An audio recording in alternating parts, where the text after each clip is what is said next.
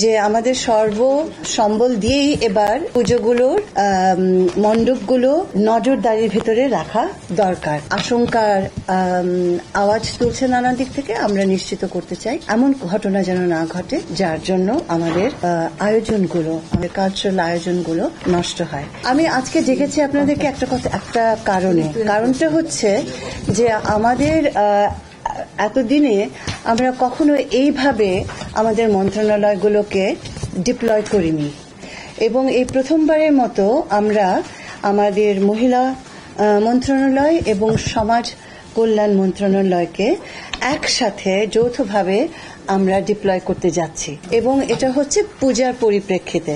আমাদের মনে হয়েছে যে আমাদের সর্ব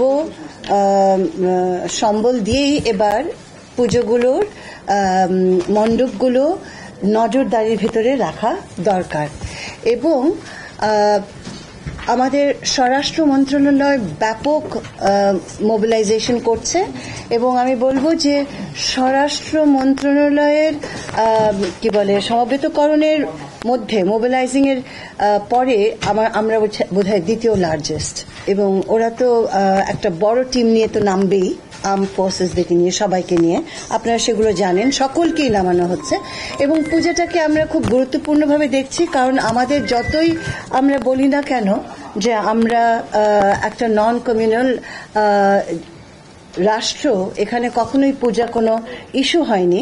আজকে কিছু মানুষের শুধুমাত্র কুটবুদ্ধির জায়গা থেকে আমাদেরকে সাম্প্রদায়িক ভাবে চিহ্নিত করার একটা অত্যন্ত দুঃখজনক প্রয়াসকে আমাদের সামাল দিতে হচ্ছে।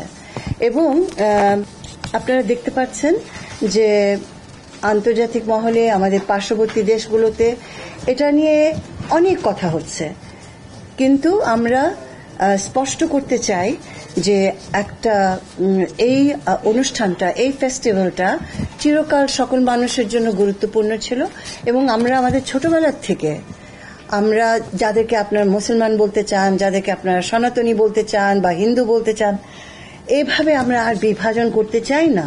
প্রতিটি গ্রামে যখন এই অনুষ্ঠানগুলো হয়, সব ছেলেমেয়েরা কিন্তু এই অনুষ্ঠানগুলো অ্যাটেন্ড করে, এবং এটা করে কোন জায়গা থেকে? একটা আনন্দের জায়গা থেকে। তো যাই হোক, আমরা সেই স্পিরিট থেকেই, সেই জায়গা থেকে, সেই স্পিরিট থেকে আমরা যেহেতু একটা নাজুক সময় দিয়ে যাচ্ছি, নানান রকমের আশঙ্কার আওয়াজ তুলছে নানা দিক থেকে, আমরা নিশ্চিত করতে চাই এমন ঘটনা যেন না ঘটে যার জন্য আমাদের আয়োজনগুলো, আমাদের কালচারাল আয়োজনগুলো নষ্ট হয়।